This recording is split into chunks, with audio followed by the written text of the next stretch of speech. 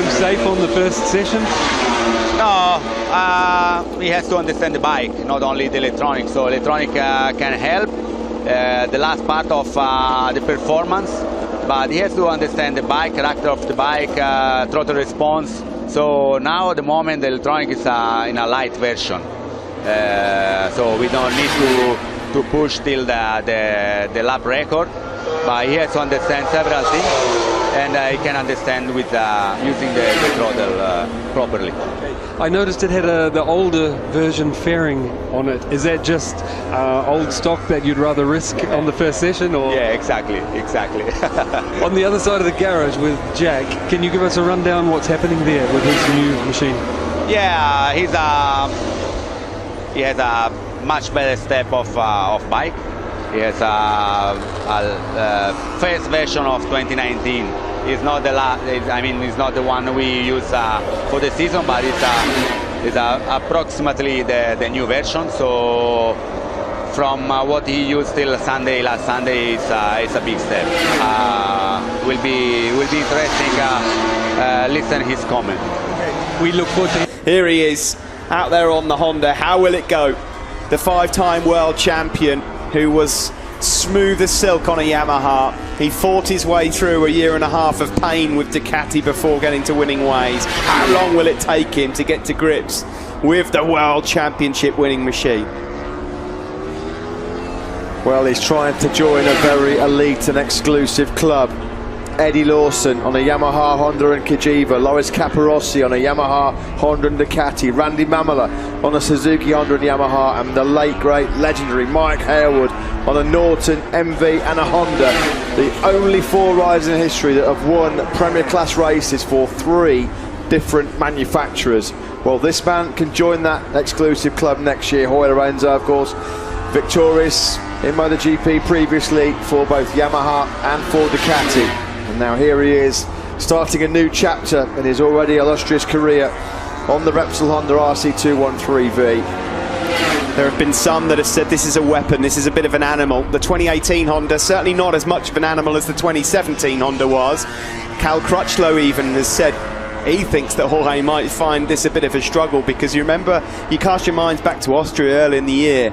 In one of the press conferences, they were asked to design their own circuits, and Jorge Lorenzo cheekily drew a square for his Ducati, and then he drew a massive, what looked like a paint splat map, and said, this is what I hope for with Honda. And I think there were a few raised eyebrows at that, because not so many people think that Jorge will necessarily get what he wants with this Honda. Yeah, I just love, I mean, since we've known that Lorenzo's debut test on this Honda was coming ever closer, Marc Marquez has had to fend off and field so many questions about his thoughts about the 99 coming to join him in HRC next season. Again on Sunday, after Marquez crashed out of that weather hit race here in Valencia, he was asked, and I thought it was a very telling kind of comment. He says, when you are in HRC, you have got no excuses. You have to be at the front. The psychological games are already starting down there between Marquez and Lorenzo. Of course, it's going to be such a fascinating dynamic between the pair of them. Bitter rivals in the past. Lorenzo has been a fierce and outspoken critic of the aggressive tactics of his teammate when he was at Yamaha. Of course, well, not that long ago was it, in Aragon, at the first corner when they'd taken Lorenzo. They were looking elsewhere, and it was actually Lorenzo that instigated the contact. He rang up Alberto Puig and said, hey, what are the chances? I'm willing to come, step into HRC.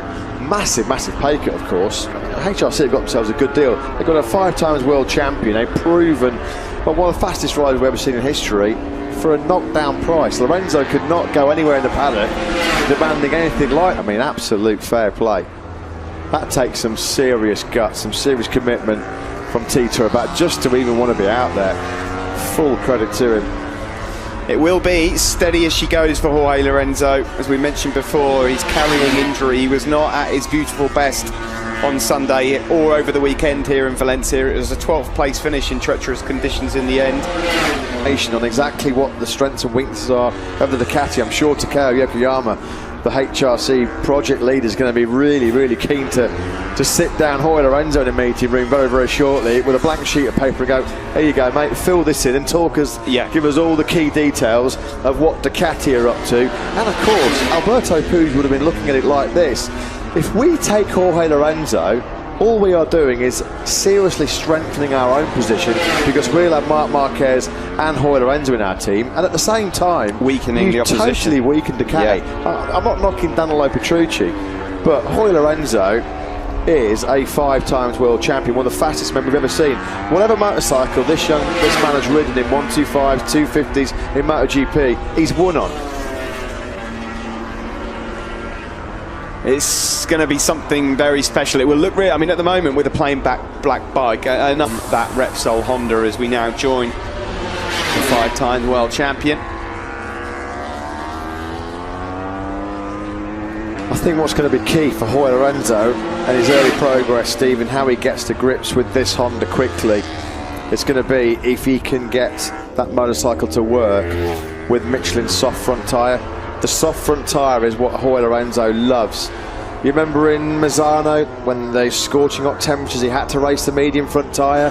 What happened? He crashed shy of expressing an opinion or two himself, actually, as Papa Lorenzo. In fact, a few times got himself in a bit of hot water. A few times his son has actually had to take him to social media and go to the media as well and sort of apologise for some of his father's frank opinions.